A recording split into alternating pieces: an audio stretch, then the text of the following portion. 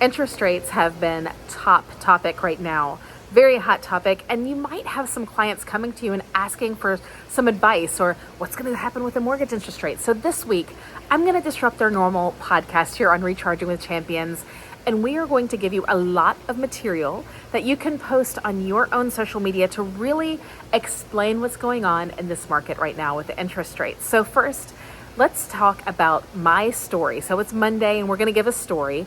You're more than welcome to steal my story, or if you're learning for this for the first time, this is one of those really good, it was just yesterday that I learned kind of stories that you can tell. But let's talk about what happens when the feds drop the federal interest rate. So when the feds drop the rate, that does not mean that interest rates drop as well. This was about 2011 when I had come over I was doing mortgages not in the conforming world, and I really didn't watch the rates until 2011.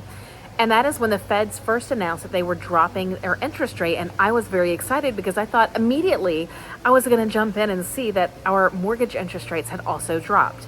Well, that was a day that I learned that that's not the way that works, that mortgage interest rates are long-term financing, right? This is 15, 20, 30-year mortgages. The Fed rate is just for quick trading, day trading between banks. So it is the short game, whereas mortgage-backed securities and things like that are based on the long game. Now, with that being said, the same drivers, the same macroeconomic drivers are 100% directing those mortgage interest rates. However, they do it in a much different way. So I know that we all heard that the feds dropped their interest rates a couple days ago, and mortgage interest rates actually went up just a little bit.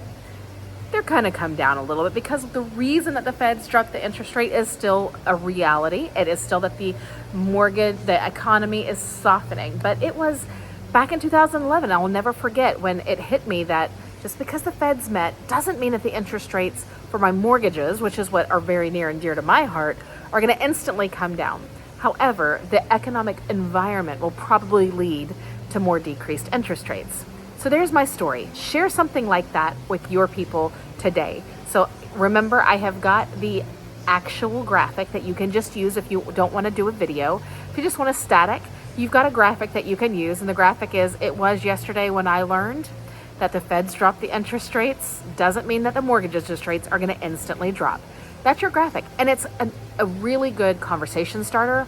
And now you know the why. Remember, Fed rates are just for bank trading, day trading, the instant, the short term, whereas mortgages are 15, 20, or 30-year mortgages. They're the long game, and they're based strictly on what the mortgage-backed securities are doing and what the bond market's looking like, not specifically what the government bond rate is set at. The government rate is set at, or the Fed rate is set at. That's the difference. Go out there and teach the masses. You will be the guru, and we'll see you tomorrow.